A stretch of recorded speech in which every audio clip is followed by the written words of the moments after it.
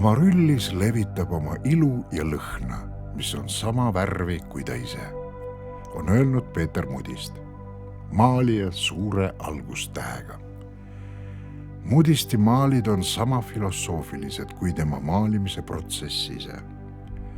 See, millisesse kohta on vaja rohkem värvi või kuhu pea üldse mitte, tuleb sügavalt kunstniku alateadvusest.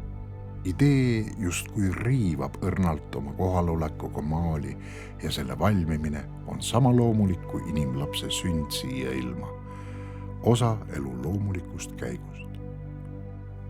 Nii ka amaryllis, mis lõuendile sündides võtab juba intuitiivselt sellise vormi, nagu ta oleks justkui alati siin olemas olnud.